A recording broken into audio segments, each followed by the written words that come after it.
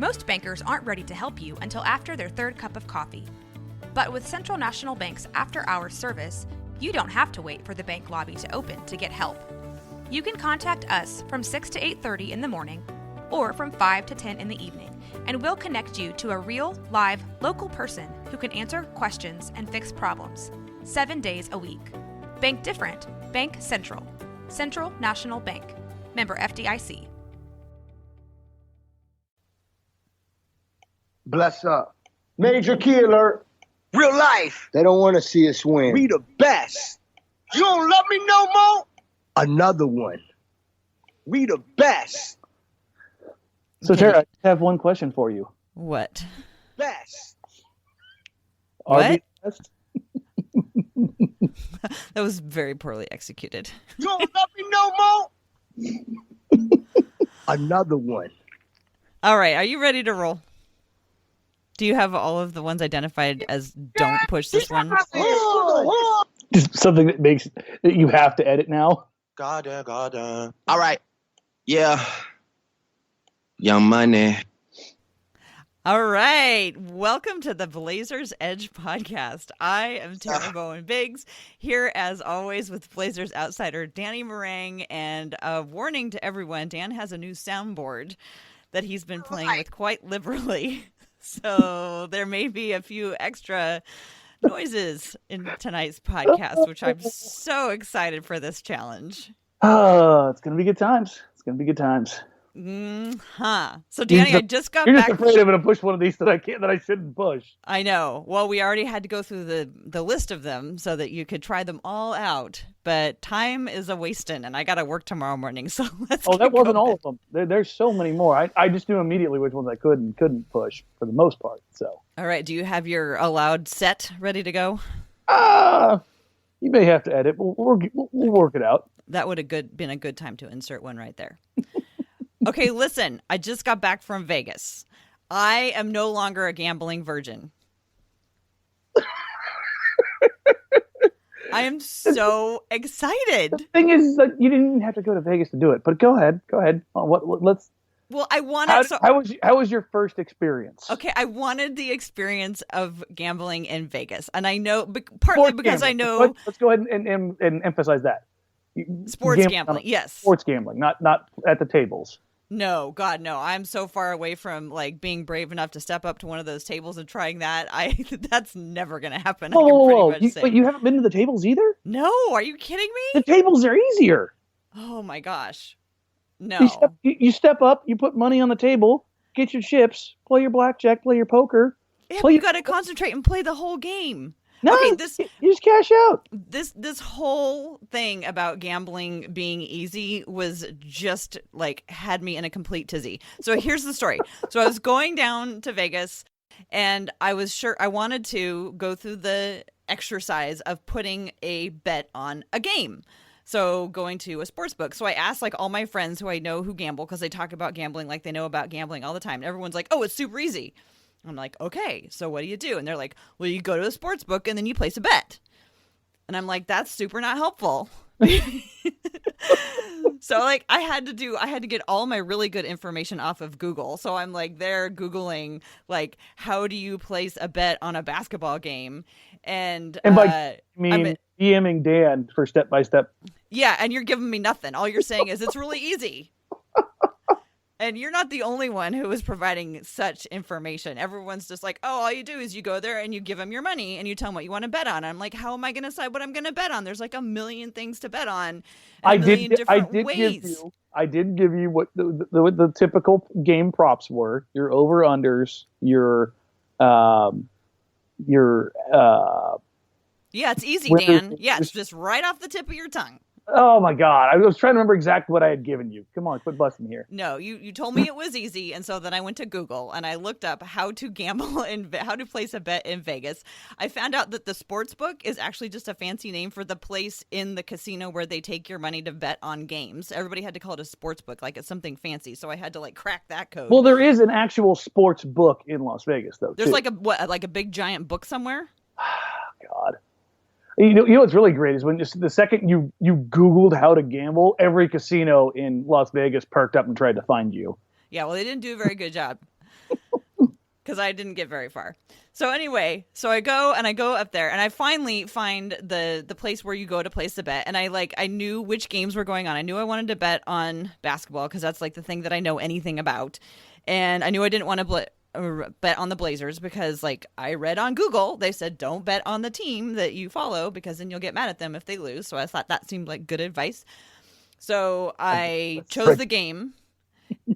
And I think it was San Antonio versus Los Angeles. Yep. And I had already decided how I was going to bet. And then I told you that I figured out which game I was going to bet. And then you assumed that meant that I wanted advice.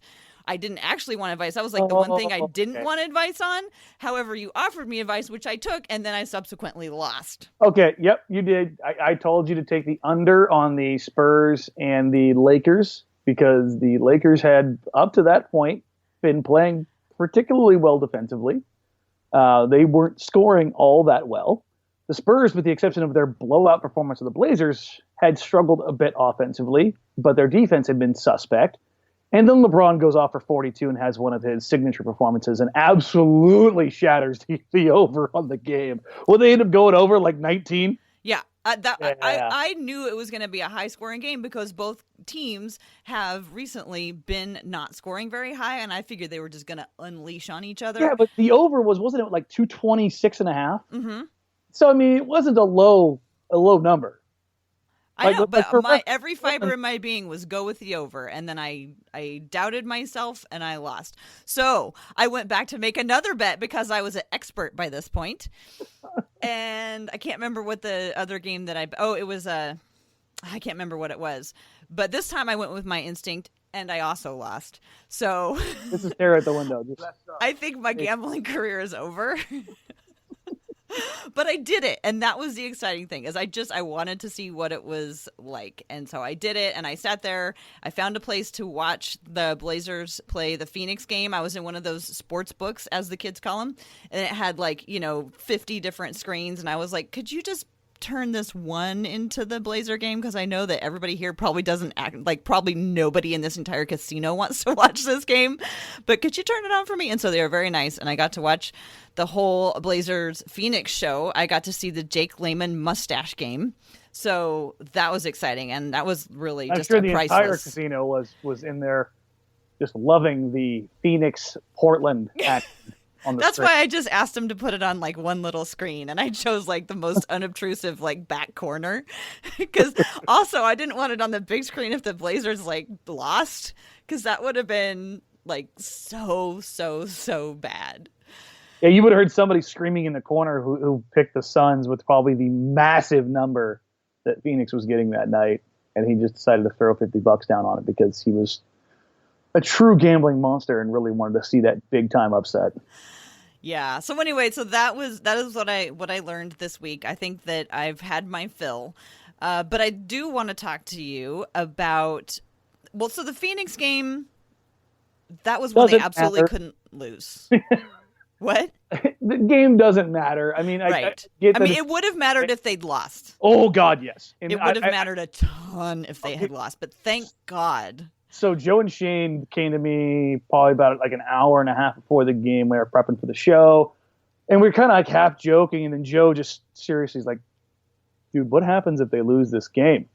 And my reaction was phone calls will be made, and people will be on the trading block, jobs will be on the line. That's how serious that game would have been if it was a loss. Okay, let's put this in perspective. Chicago just got the crap kicked out of them after they fired their coach. I know they didn't get the bounce back win. Not at all. Record for defeat, 56 points. You have a near mutiny at practice the next day. I'm not putting Portland on that level, but I mean, that's how quickly things can escalate. If you lose a game that you are so clearly destined to win, it is just hell on earth for everybody within the organization. Well, I thought Hoiberg got fired before that game. He did, but now are they going to fire the interim coach? Yeah, Boylan is already on the hot seat. Hoiberg was let go because he lost the locker room, right? And Boylan comes in and there's a damn near a mutiny. If Hoiberg got fired for losing the locker room, what does this guy get? I mean, They were talking about boycotting practice. I know. I read a tweet that said that it was Robin Lopez and Lauri Markkanen. They were the voice of reason, and yes. how much Robin Lopez probably did not want to have that role. Don't make me do this. Yeah, he's the savvy old sage vet on the team. Yeah, but so that's probably the last thing that he wants to be doing right now. Yeah, being that role on that team. He's not in a happy place right now. I can almost certainly assure that. Well, let's go to a happier place and talk about the Blazers game against Minnesota. I attended that game. I was thrilled to watch the Blazer win, although I was in like these super uncomfortable seats. It was like they were super nice. Somebody like wasn't able to use their tickets, so they gave me the seats, and it was awesome. And they were like close, and I was like loving it. But like there was no leg room, and I thought my husband's legs were gonna fall off because they were just it was our knees were up under our chins, and we were like, should we go back to our regular seats in the 300 just like to stretch our legs for a minute? You were channeling the outsider spirit in the chairs that we have to sit in. Yes, that's what I was just trying to. I was just trying to empathize with you, Dan. So the Blazers beat a good Timberwolves team, and I thought it was an exciting game because it was close. It came down to the wire, and because the Blazers won. Is there anything that we can take from this performance, do you think? Yeah, a couple things. One, Damian Lillard deserves to be in MVP discussions. Mm-hmm. And be voted into the All-Star game. Listen, I'm not disagreeing with you. I just don't think it's feasible. We'll not with that attitude. We'll keep hitting on it, but it's market size.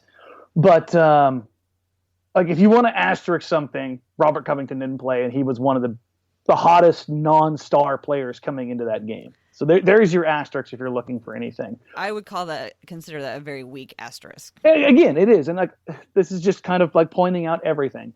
But beyond Damian Lillard and what he's done this season, which has been phenomenal, Jusuf Nurkic continues to be really good, like incredibly good on both ends.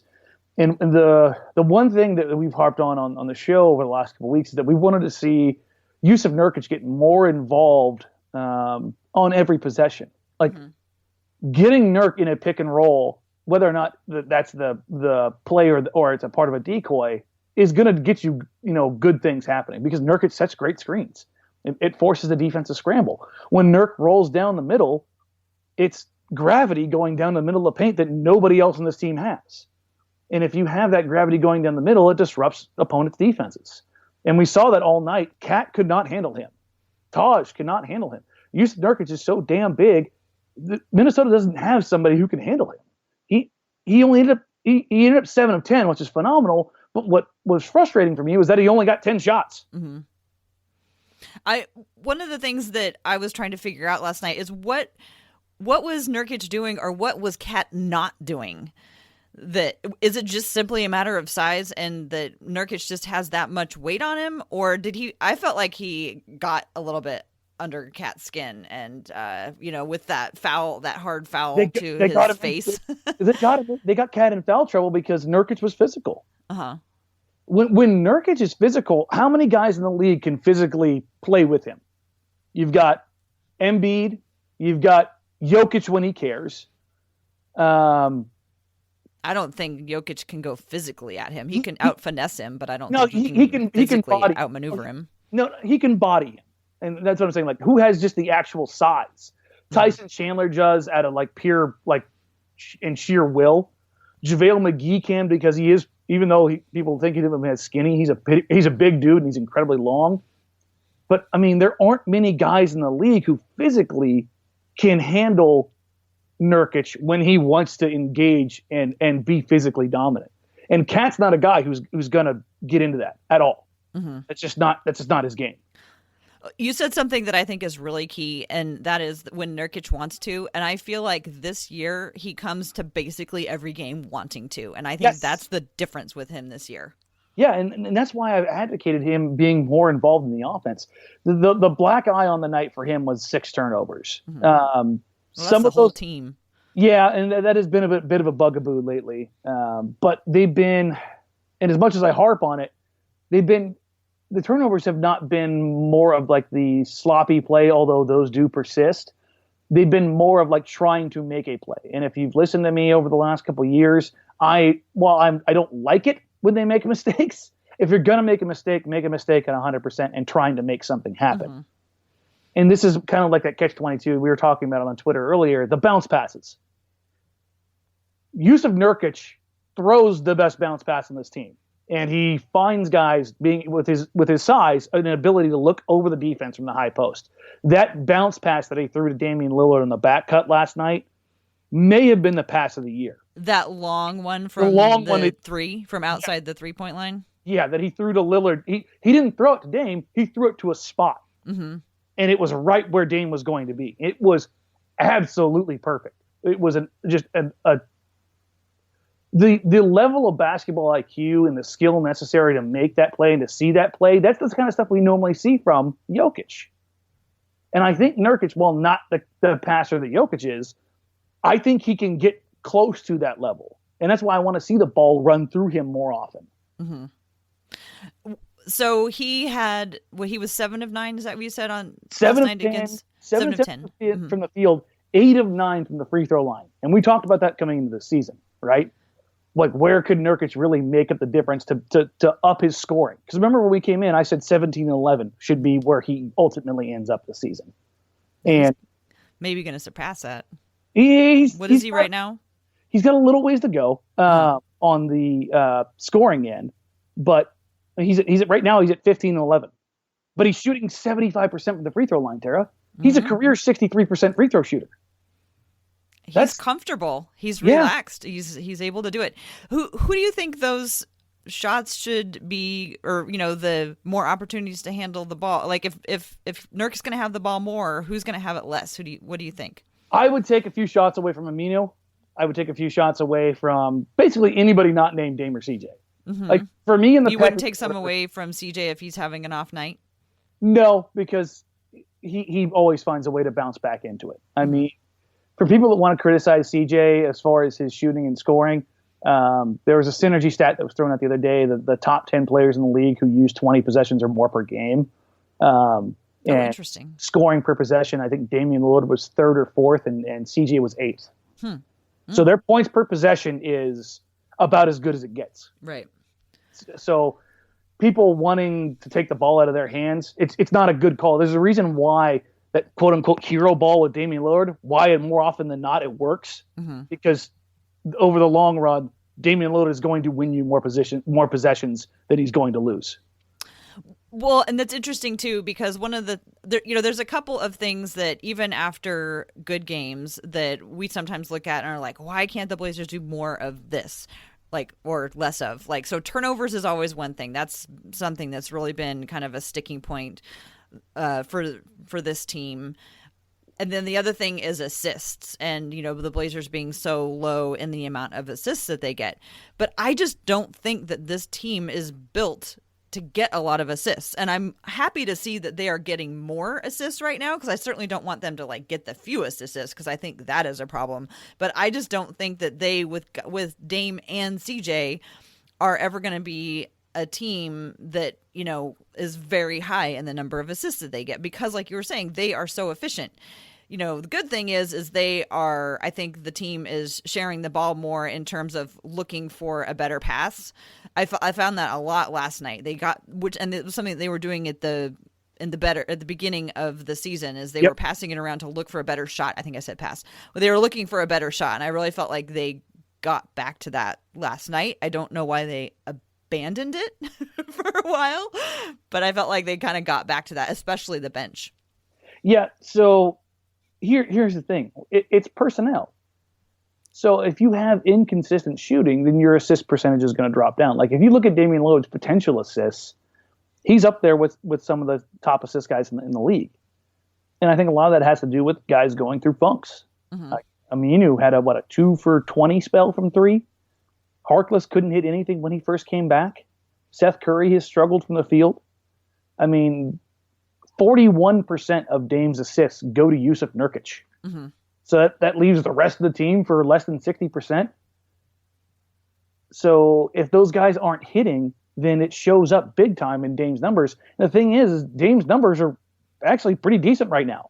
Mm-hmm. I mean, he's averaging over 27 a game on the season. And we were talking about this off the podcast. Right now, if Dame keeps this up, he has a legitimate chance to break the scoring record, the single season scoring record for the Trailblazers. 27.2 is what Clyde Drexler had. That's the record, folks. And he's right at that right now. Yes, he's right at that right now. Yeah, and we haven't even hit that part of the year where he really turns it on. This is typically his worst time of the year. And so if he hasn't fully found that gear yet, that's insane. Ugh. I'm so excited. The Blazers really needed that win, at least for the fans, I think. Yeah, that obviously a Suns loss would have been full time to panic, but a loss to the Timberwolves there, I don't think it would have been panic time, but it would have triggered probably that players only meeting. It would have felt really defeated. It would have just been like, oh yeah, this was much more uplifting. If you want a takeaway from that game, I think more than individual, that stands out to me the most. You know what the Minnesota Timberwolves didn't do in that entire game? Oh, let's see. I feel like this is a pop quiz, and what they didn't do. I don't know. Let me have it. They did not have a single 30-point quarter. Oh, right. What has the Blazers been giving up? That's been a long time. Yes, they went a whole game defensively without giving up a single 30-point quarter. Hell yes. That's what I want to see. Like that's a much better benchmark, I think, than anybody else can really kind of peg. Mm-hmm. Because it just shows a steady level of commitment. Yeah, they kept it up all the way through. They didn't have to either sustain, a 40-point third quarter by the other team or whatever. They were able to just handle it the whole time. Exactly, and that's what kept the game tight pretty much the entire time. And honestly, I mean, if we look at it, and this isn't about revisionist history, but if Jake Layman is hitting the shots that he's getting last night, that game's not even close. Not even close? No, not even close. Well, you brought up Jake. Let's talk about Jake and Mo for a minute before we get into our Twitter questions. Because this is the biggest debate right now. Is those minutes. Right. Well, I think so. I was fully prepared to advocate for Jake. Well, I want Jake to get minutes. I don't want Jake to not play. Mm-hmm. But looking at how the Blazers started the season, the big obvious difference was that when Jake was in the starting lineup, the Blazers were winning. And then when Mo came back and he got reinserted into the starting lineup, the Blazers no longer were winning at the same clip. So I was fully prepared to go in and, look through the stats and come out and say, all right, we need Jake to start. But I knew that there was some reason Stotts was not doing that. Stotts wouldn't, Stotts had his reasons. So between the first week Mo came back and the second week he came back, his statistics, just the box score stats increased so dramatically that to me it was clear that this was a case of him working his way back in. And when he is engaged and when he's back, Layman is always engaged. And that's one thing that I like about him. He never turns it off. He's always going and he never, ever hesitates. He never gets spooked if he starts missing shots. He just keeps shooting. So that's one thing I love about Jake. But like we've talked about on here before, when Mo is at his best, they are so good.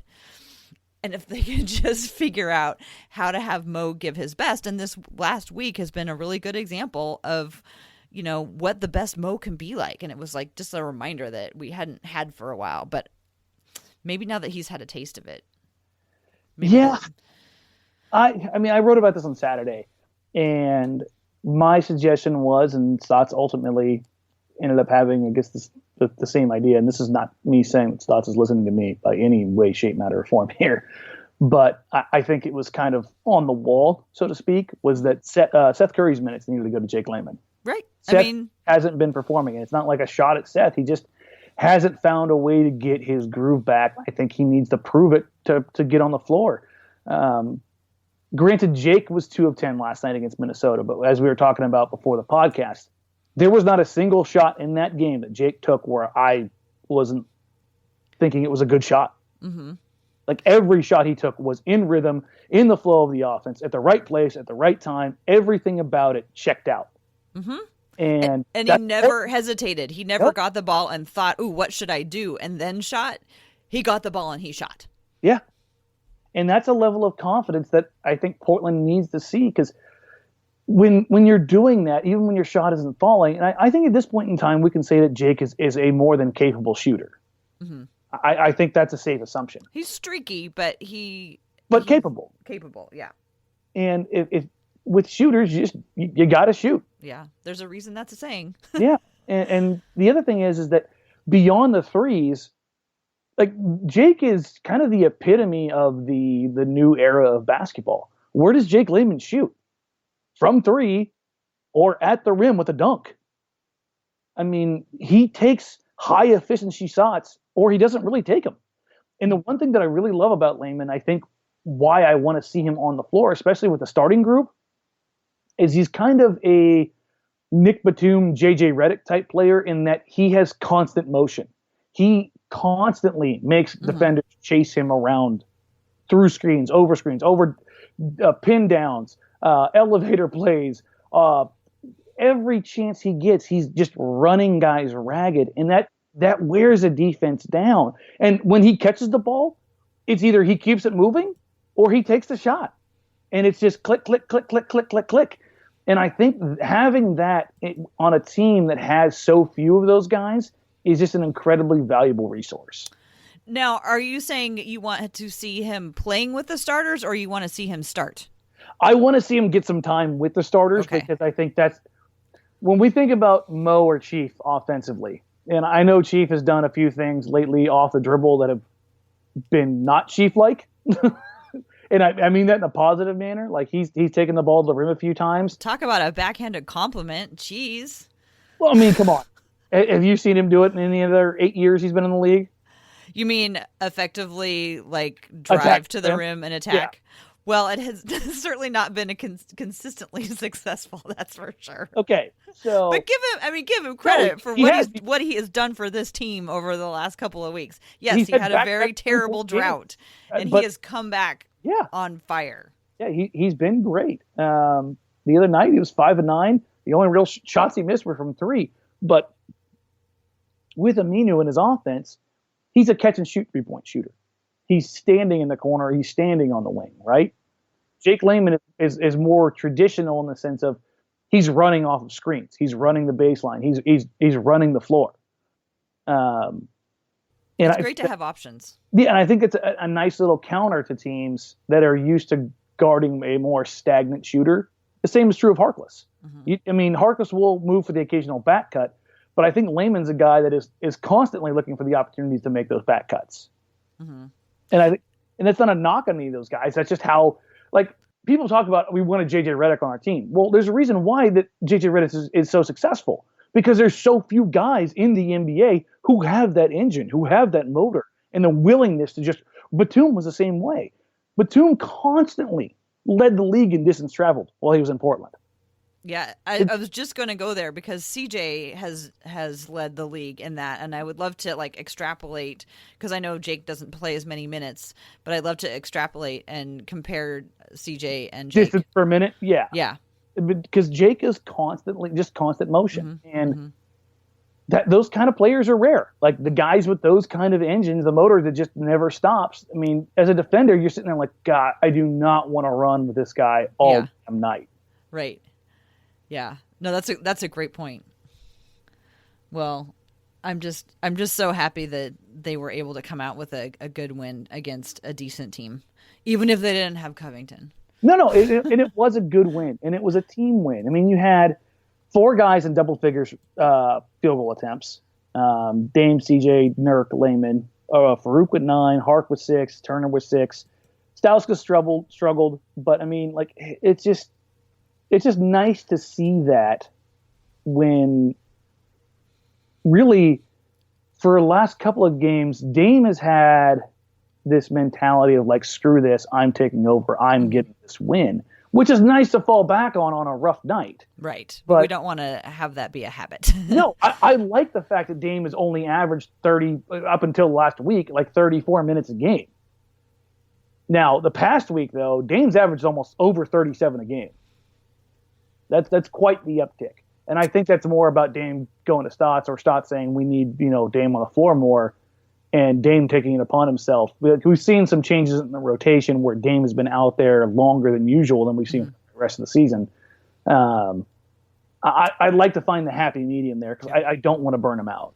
Yeah, we'll have to keep our eye on that, especially because, as we were talking about before, there's usually a time of year where his feet start to bug him, like around Christmas time. Yep. So hopefully, and this is, we've talked about it a million times, this brutal schedule coming up, every other night for here till eternity, it seems like they'll be playing. So it'd be nice if they can pull it back. And the thing is even when guys are struggling from the field, they still last night were able to, do something that brought energy to the team, like that little flip behind the back Stauskas pass to I think it was Layman. Yeah, he has one of those every damn night. I know he does something fun and just energizing every time. But my favorite play of the night had to have been the Dame to CJ at the very, very end to ice the game. That was so fantastic. Because, CJ made it.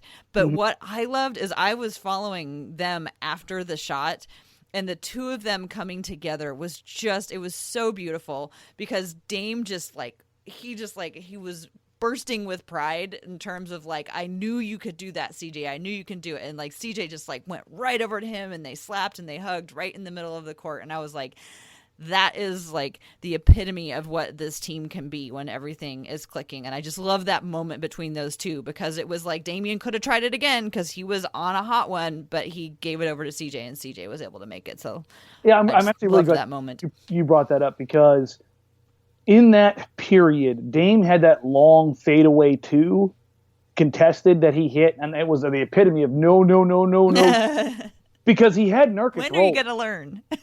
Well, just let Dame take him. I love Dame. I love that he's able to improvise, that he's this kind of jazz player when he's on the court, just kind of on his own beat. But I'd be lying if I'd say I just don't sometimes that I just want him to make the easy play. Mm-hmm. And there are times where I think both him and CJ, because of their size, their vision is obscured or limited by longer, stronger, physical defenders. And that particularly, this is where I want to see Nurkic get more involved, because when in late time, crunch time period, they're gonna blitz Dame, they're gonna blitz CJ, and Nurkic is gonna be that pivot guy. And what we saw the Pelicans do was, when Nurk would catch, they'd have somebody there, long, rangy, the Anthony Davis types, to get him off rhythm or out of base. But I want to see them make that play. I want to see Nurkic learn how to make the right read on the catch, whether it's the pass to the short corner, whether it's the skip pass to the far corner, or whether it's the catch it under control and attack. And there was actually a play where earlier in the game, or earlier in that period, Dame had that unbelievable kind of, again, that drop pass to Nurkic where he caught it short of the restricted area, and instead of trying to attack and probably drawing the offensive foul, he just elevated straight up and went with kind of a baby hook and finished in traffic. And I was like, that's the play right there, big fella.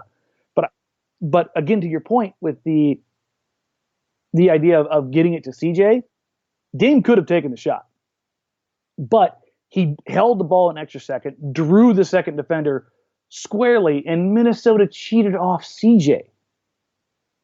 They left CJ McCollum. I guarantee that's a play that Thibodeau shows the Timberwolves the next day. Mm-hmm. There's just no way, because that's a fundamental defensive breakdown. But CJ has struggled in the clutch lately, and I think that play means a ton more for CJ individually than it means for anybody else. The confidence for Dame and the trust. Again, we've heard Chief talk about this a bunch, but for Dame to defer and for CJ to not only take it but to hit it. That means for this team going forward, I think, means a lot more than just this one game. Right. Well, and like I said, Damian's body language just captured that so beautifully, that I knew you could do this, that he just radiated. It was awesome. Okay, let's go to our Twitter questions. We got a bunch, so we got to focus and get through these. First one is from our fellow Blazers edge writer, Brian Freeman. He says, it feels like we've already seen the Blazers at their best and their worst. Do you feel that way? And if you do, at what level in between do you think Portland will play out going forward? I think we've probably seen them close to their worst, but I don't think we've necessarily seen them at their best. Wow. We have not had a game where the big three are all firing. And that doesn't happen very often in the NBA for any team, unless you're the Warriors and you've got a big seven. Yeah. But I want to see the game where Dame and CJ are hitting inside and outside. And honestly, I want to see the game where we kind of see a point Nurkic.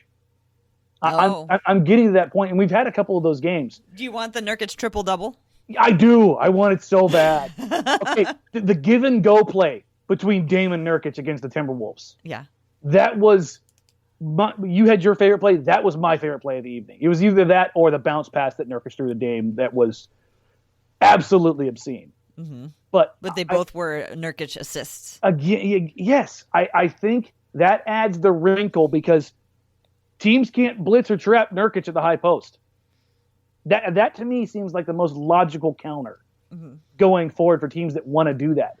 Let teams go to the dribble because we see the Blazers do it when Dame and Myers are on the floor because Myers is such an effective screen setter and a very good passer that when you let Myers operate and you give him space to see over the top of the defense, he will find guys. More often than not, I think the biggest criticism of Myers is that he hesitates on shots. And I don't think it's entirely because he's hesitating like due to confidence in his shot. I think he's more trying to find somebody for a better shot. Right. A lot of those do turn into passes. To somebody who's wide open because the defense is rotating because the 45% three-point shooter is wide open. Mm-hmm. And so defenses are left scrambling. And I know it backfires, and I know people have their criticisms of Myers, but I think the same is true with Nurkic when he gets in the mid-post. Because teams are daring him to shoot, and in doing so, they're giving him all the space and freedom in the world to make a pass. So you think that they have a higher ceiling than they've shown, and a lot of it comes down to we haven't seen the best of Nurk yet. Yes, and I think Dame and CJ playing off ball just to give the defense a different look, and I think this would be huge to do in third quarters because teams are going to struggle when they're not showing their crunch time defense. That's when they're going to blitz Dame and CJ. Mm-hmm. So if all of that's when Nurkic can go wild. Yeah, if all of a sudden you're planting in the back of their head that, hey, here's our counter, we're show it to them right then and there. Then come fourth quarter, they're thinking, well, do we blitz and trap now and put the ball in Nurkic's hand and he's already rolling offensively, both passing and scoring? Like if that's what you're going to live with, well, the chances are you're going to live with somebody getting a wide open back cut in crunch time. Yeah. Or Nurkic getting isolated on one of your weaker defenders because you're pre-switching. Those are the things I think, those are the wrinkles that I think can make Portland a better team. Okay. I think your energy drink is kicking in. You're getting pretty excited. No energy drinks tonight. Oh, wow. No. That's just pure Blazers excitement. Well, that's exciting. If I can get the I can't get the carbonation. That's my sparkling ice little water drink here. Okay. Well, we're moving on to a question from DeBrain, who actually had many questions sent in. I'm just going to pick off a couple right here because we've got a lot of other ones I want to get through. First one is, what has contributed the most to Nurk's transformation from up and down to consistent production night in and night out? Is there an assistant coach or maybe a specialist coach that Nurk hired? Do you have any information on whether or not they're doing something different behind the scenes? I don't. I think it's just Nurkic growing into it. We've talked about it plenty of times. Nurkic came to the game of basketball a little over, age of 14. Mm-hmm. He hasn't played basketball for 10 years yet. Yeah. Mo came to it late as well, by the way. Yeah, I mean, I think this is just him growing into it. Now he knows his role. Here's the thing. We were worried about what contract Nurk was going to be. Well, contract Nurk looks like he's comfortable because he knows his financial security is there. He knows his role is there. Yeah, I think Nurk is Nurk is one of those players that now that he knows that he's wanted, that meant a lot to him. And so we could settle down into his role. And what you were just describing about him going off if people are, blitzing Dame, or he's the one who's able to have the strong, or if he's the one who's able to get the triple-double. I want that to happen against Denver so badly. You know who else wants that? Jusuf Nurkic. I know. I was super disappointed at their the one Denver game they've had so far this year. So I really, really want him to bring it the next time. It might take a couple of tries, but I want that to happen so bad. Yeah, Nurk in that game, I think, concentrated too much on keeping Jokic down, and he could have been better defensively on the help side. He was entirely focused on, I'm going to shut this guy down, because Jokic's impact was pretty minimal in that game. Well, we know that Nurkic kind of gets in his own head, and he's doing it less so, but that was a classic kind of thing that I think he just needs to practice. I mean, his box score is still good. I think he had 17-11 that game. Yeah. Like, he was still effective, but I think he could have been better for the team. I mean, I'm not much for standing over, but if Nurkic could stand over Jokic, I would be very happy. I want him to hit him with the Iverson. I want him to step right over him. Yeah. I guess, do we call it a Hazonia now? Yeah. I would be all for Nurkic doing that. Okay, let's move on. DeBrain also wanted to know yay or nay for the Dame fives. Do you have any opinion on the new Dame fives? So, listen. Make it short. I know. I listen. I love that he did the colorway for his mom. That's cool and everything. Seafoam green is just not for me. However, the Chinese New Year red, black, and white ones that he wore against Minnesota, that is a must cop. That I am going to get them. I saw the prototype versions of them. Was it 5-6 months ago? I wasn't really feeling it. But these, I'm getting a little bit more behind. And every single pair of Dames that I've had have been phenomenal on court wear, because that's the only thing I buy basketball shoes for anymore. With the exception of my Air Force Ones, like, basketball shoes only get on basketball courts. So I'm old and washed, and I don't do the streetwear basketball shoes anymore. But yeah, no, I'm definitely digging the Dame fives.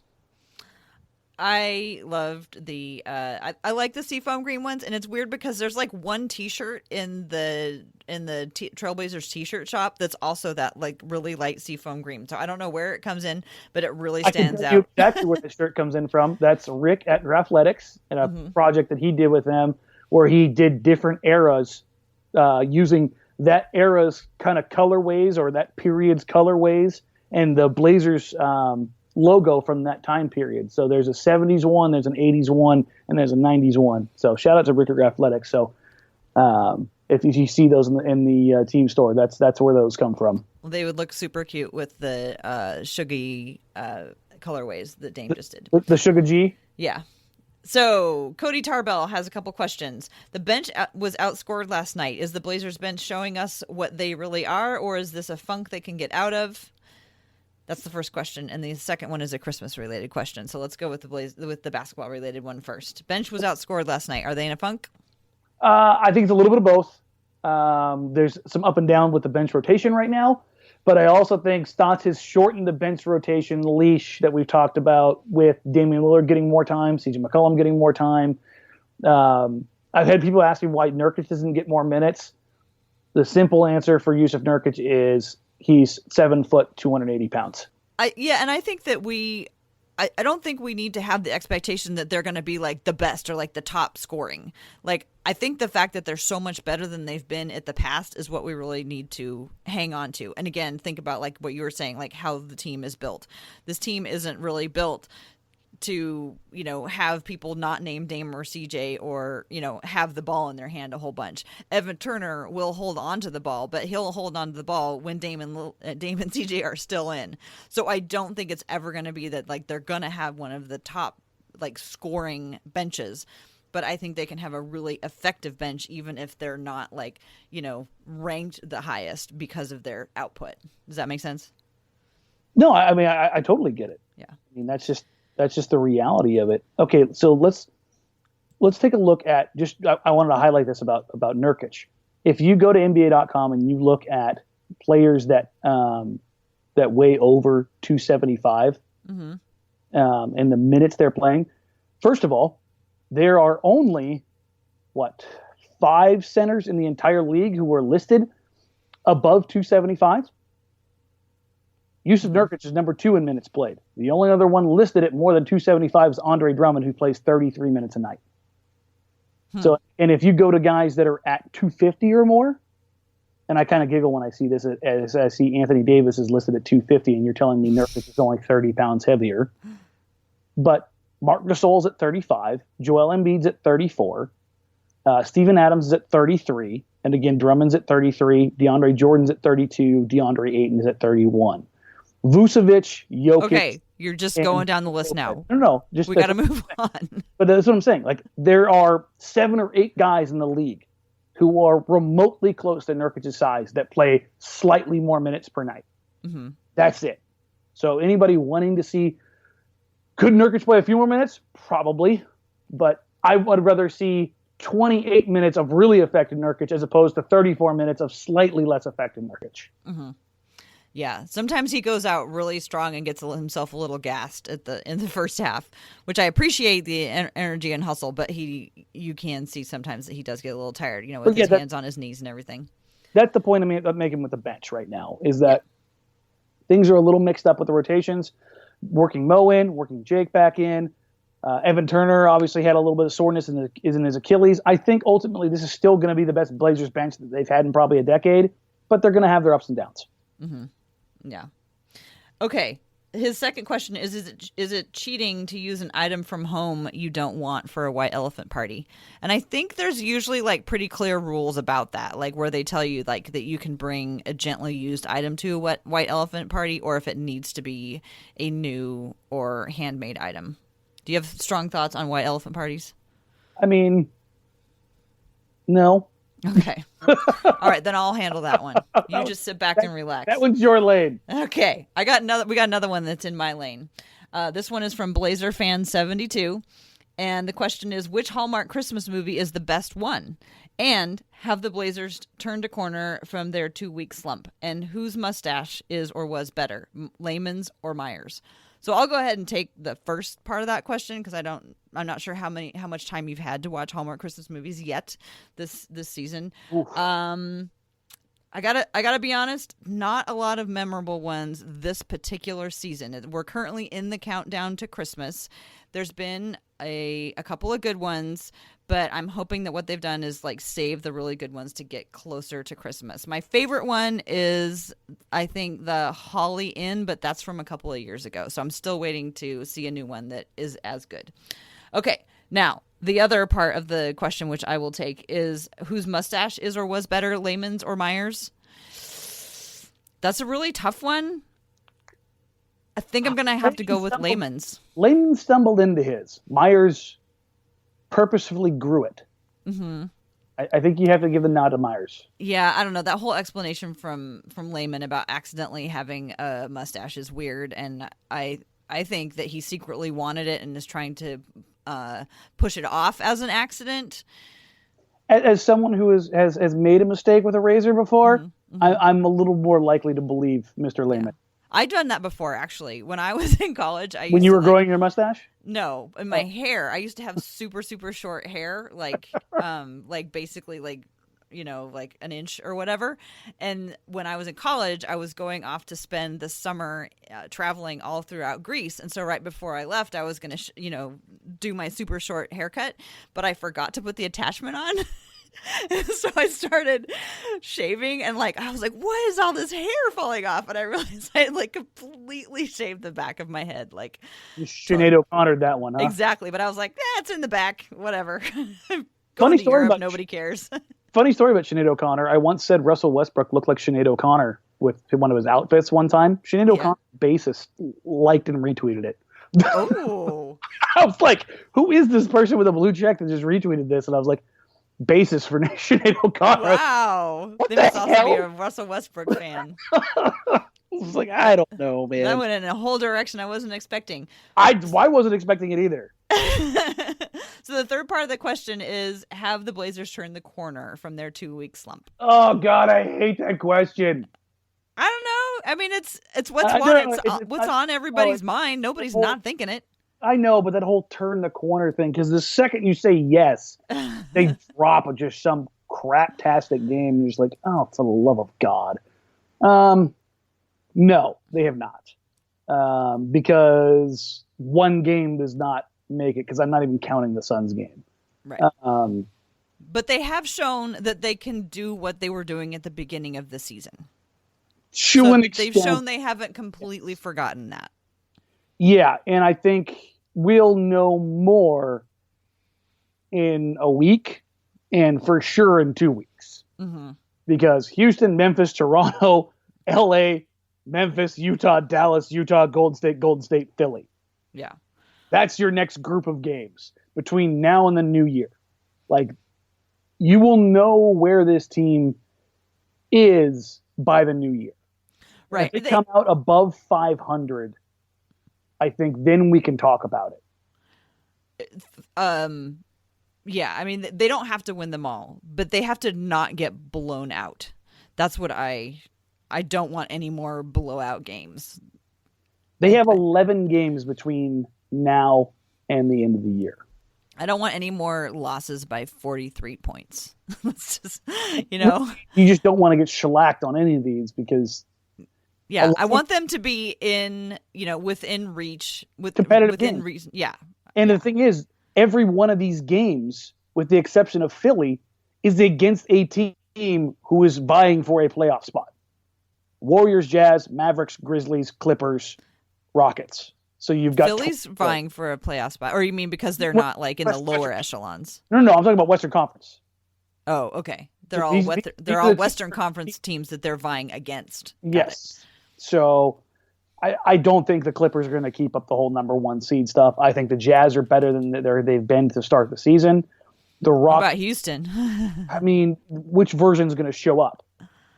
I mean, the next game against Houston on Tuesday, that team could just as easily beat Portland as Portland beats it by 30. Mm-hmm. Like I think that's a weird game to look at. Yeah. No, Houston's done. Houston's done. Yep. Okay. It's getting late. I'm just saying crazy things. I like it. Let's move on. Jason Clark, are you interested in trading for Ariza? What do you think is a realistic package that Portland could send to Phoenix? Gerald Borget suggests Harkless and Simons. What do you think? Oh, I could send a package, but I can't say what would be in it. This is a no. This is a You're family. Not interested in Ariza. I do not want that dirtbag on this team. Are you still mad at him because of Rudy absolutely. Fernandez, or is it other things? There's a litany of things. There are two Okay. players that I never, ever want to see in a Blazers jersey that are currently active. Patrick Beverley and Trevor Ariza. There's a difference between a goon and a dick. Those two guys are dicks. Okay. They purposely have gone out of their way to injure people in the past. And I do not want that on this team. And you ever. don't want that on this team. Ever. Like, if you want to talk about one of the Morris twins who were goony, cool. That's fine. Listen, I'm not fans of theirs, but I get the whole mentality. Beverly dropped a forearm shiver on Dennis Smith Jr. just the other day and knocked out a tooth and then grabbed him by the scruff of the neck to move him out of the way. Like, You don't think he was gently holding him up? yeah, no, I do the same thing with a kitten. Grab him by the scruff of the neck and put him in throw him out or whatever. Like, I was just like, are you kidding me? And Ariza, it's not just a Rudy thing. Like, he has done things throughout his career. Like, he has a resume of just doing downright dirty things, undercutting guys in midair being one of them. Mm-hmm. So no, there's no package that I would give to, like, getting off a year of Maurice Harkless or one of the other contracts that has another year beyond Ariza's is not enough of a reason for me to even closely consider moving for that guy. No, a reason for Ariza. Nope. Next. Okay. This is from my friend Guy. Why'd y'all have to beat up them little Timmer puppies like you did? Hi, Guy. Sorry, we won this time. Okay, this last question. 17-3 run to close the game. You know what? We haven't addressed, like, the fact that, those poor Timberwolves fans did have to endure just a hellscape at the beginning of this season. So I'm glad for them that they have moved beyond that. And I'm also glad for the Trailblazers because they beat them. Sure. Like, now that they've righted the ship in Minnesota, we can go back to beating them without feeling too bad about it. Last Yeah, I question. liked it better when they had winning streaks against Minnesota that just seemed to date back to the 1800s. Yeah. Well, that team had to get better at some point, I guess.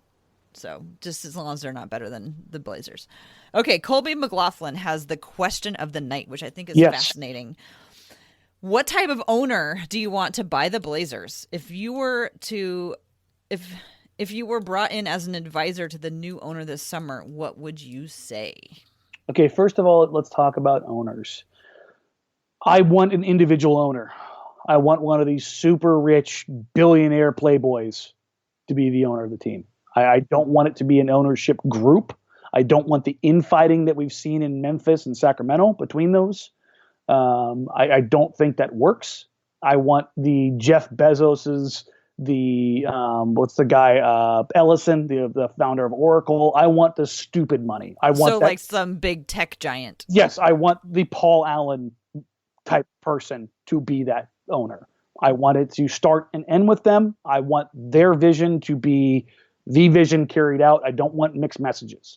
And I want, as a Raiders fan who has to endure Mark Davis and whether or not he has enough money to pay players, I never want money to be a concern about how the franchise is run. Like, I get the idea of being in the black and being a profitable franchise. I get that idea. But I don't ever want there to be a question about, does he have enough money to continue with the franchise? I want that stability. As far as advising a prospective owner, one, God, that'd be a hell of a position to be in. Two, you'd just be the guy in the hat. Yeah, I mean that's really right now. Like, they're in a position where at least for me, there aren't a lot of options because of where they are financially to make a lot of changes. I think that I still believe that if you want to fundamentally change this team, it starts and ends with trading CJ McCollum. I don't think there's a lot outside of that you can do. Otherwise, you're hoping and praying that something falls in your lap. Like we know the stories about Portland being interested in putting a package together, at least for Paul George. I had heard that they went after multiple free agents this year with the mid-level exception, the mini mid-level exception. They just didn't have the money to do anything otherwise. Personally, as far as advising goes or anything along those lines, I'd want to know what the plan is for Damian Lillard long term. Mm-hmm. Whether or not you believe that he's the foundational key piece that you're going to continue to build around, and whether or not you're going to stand by him. Like, that would be where I would want to start, because this is my biggest question about prospective new owners. Do they want to come in and put their fingerprint on the franchise immediately? We saw what they did with the Clippers. All of the money they threw at Chris Paul, DeAndre Jordan, Blake Griffin. Well, where are those three guys at now? And then showed him the door. Steve Ballmer flipped everything very, very quickly. And really, they've done worked out pretty well. They've done a pretty good job considering the hand they were dealt. Right. Well, and some of their success was due to, some of the people that he brought in the front office. Yeah, remind me again, who was it they brought in? Oh, that's right, Jerry West. Mm-hmm. Huh, weird. It's almost like that's a continuing theme with him. But that's the other thing, is like, who were they going to surround themselves with? Would the new owners, and here's the thing with new owners. New owners typically want to bring in all their own people. That starts top to bottom. That's new coach, that's new GM, that's new business operations. I mean, it's everything. Would they want to keep on the new staff? I would advise strongly to keep Terry Stotts as head coach. I want to, when was before the Clippers got sold, who else has changed ownership? I guess Houston, the Thunder. Recently, Thunder. How many of them changed their coaches? Because Doc Rivers was still there with Ballmer, wasn't he? Yes, because Doc did not want. There was that whole thing with Sterling, right? So. And now there hasn't been any changeover in Houston. No, but was there changeover in OKC? There was changeover in Houston. D'Antoni hasn't been there that long.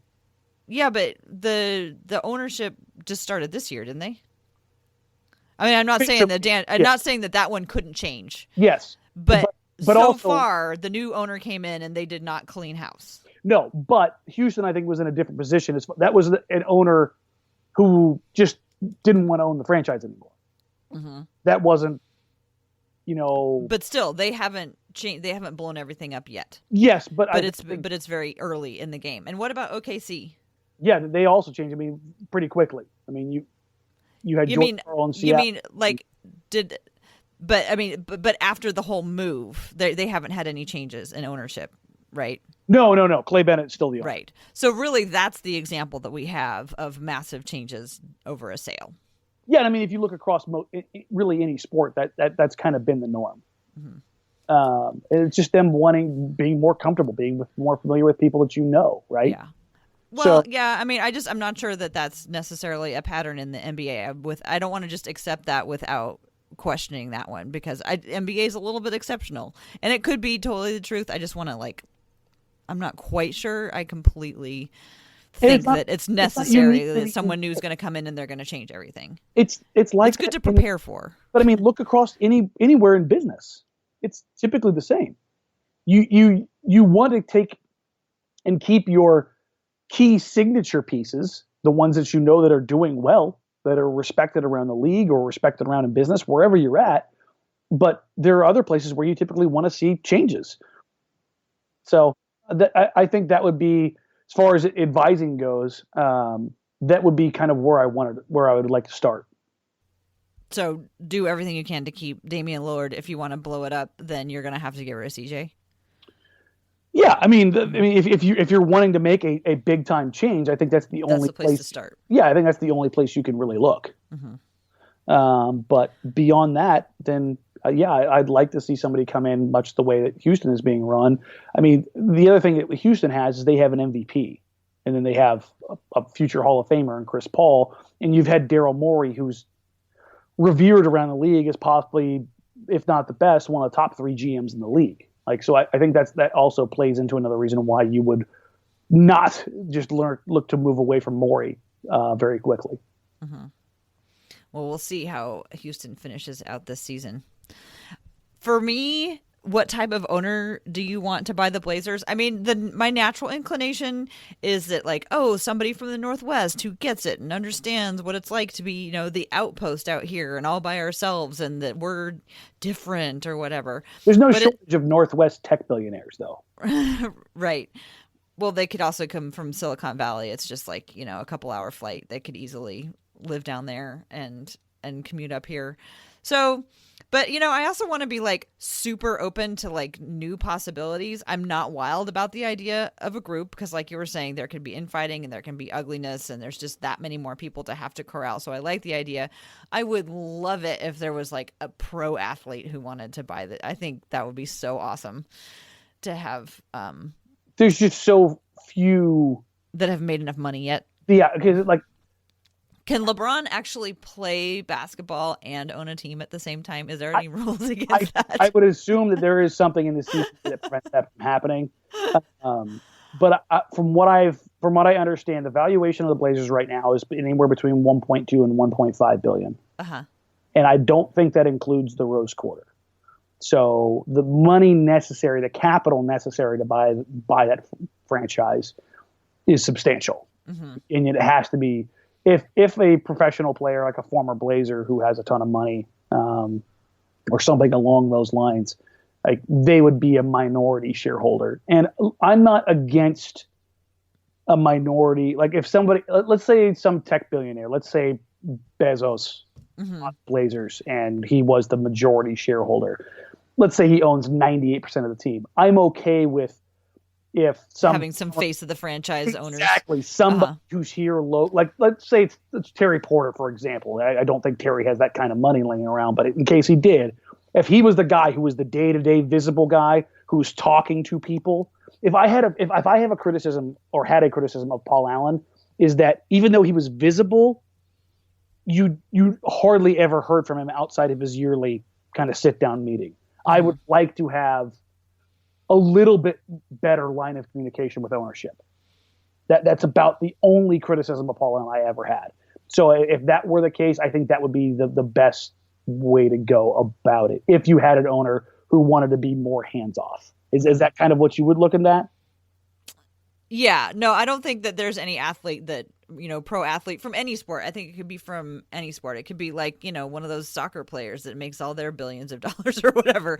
I just like the idea of an athlete being at the helm, and whether or not they're like the controlling owner, but if they're I would like them to have input and impact on the team, like with their experience of being an athlete. I think that would be interesting. I mean, that sounds about right to me. And I'm not sure what advice I would have for any new owner. I'm sure I could come up with it. What I would do is I would provide them with a list of terms that anybody who's going to be new to the Northwest or Portland, talking about Portland, needs to know. The list that did not get delivered to Kevin Calabro when he initially took over. And he was out there saying things that I can't remember off the top of my head, but he was saying stuff when he first came here that was like, oh my gosh, you might have said that in Seattle, but don't say that in Portland. So if we have a tech millionaire from Seattle, I would like to provide them with a list of terms to use carefully. Let's just say. All right, Dan, we gotta wrap it up. Okay, fine. We gotta call it quits. We still gotta get this thing edited and posted for tonight. So no, you need to get this thing edited because of my continuing tech issues. Yes, but your new microphone sounds great, so that's good. Wonderful. So you can find me at TCB Biggs on Twitter. You can also find the Hoops and Talks podcast at Hoops and Talks. The next Hoops and Talks meetup is going to be Monday, December 17th. I think I may have said the 19th before, but it is Monday the 17th against the Clippers at McMenamins on Broadway. That is the stats about me. Why don't you remind everybody about Blazers Edge Night and then take us out of here? All right, folks, you can find me on social media at DMarang, at DMARANG for any questions, comments, concerns, or you just want to shoot it, talk basketball. Quick update, Blazers Outsiders, Joe Shane and I on NBC Sports Northwest every game night before and after every game for the pre- and post-game show, and we are continuing to be down at the Rialto, just outside Pioneer Courthouse Square on 4th. We've had a bunch of people come down during the show. For the last couple games, it's been absolutely awesome getting to just talk with everybody and just have fun watching the game together. So I encourage everybody to come out there. We have some really cool guests coming down.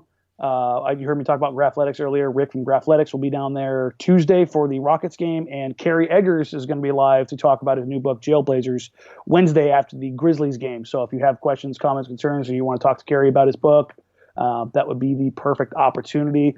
The big one here, obviously, is Blazers Edge Night. March 25th against the Brooklyn Nets. It is a huge, huge night. Over 2,200, I believe, is the number we're shooting for this year. And that is a massive number. Last year and the year before, it was about 10% of the Moda Center that we went to fill. Now we're going over that. We're getting closer to like that 15% number. And I can't wait for the day when, the entire arena one night is all Blazers Edge Night or just whoever night. Where nothing but people who wouldn't get to normally have an opportunity to see a game get the chance to because of people like you who are willing to give and donate and make this happen. So it's the season of giving. Please, if you have the opportunity, click on any link at the bottom of Blazers Edge right now. You'll find a link there for the link to the Ticketmaster site, or you can go to Ticketmaster. You can go to buy tickets at blazers.com, use the code Blazers Edge, and it'll take you directly to the checkout, where you can then donate tickets, I believe, anywhere from the 200 level on up, as low as $10 per ticket. So, again, if you have the opportunity, please, please, please donate. I think we're going to try and put together something up here, at least I am, where we have like a little bit of a ticket matching. So look for that in the coming future. So other than that, Tara, go ahead and take us out here.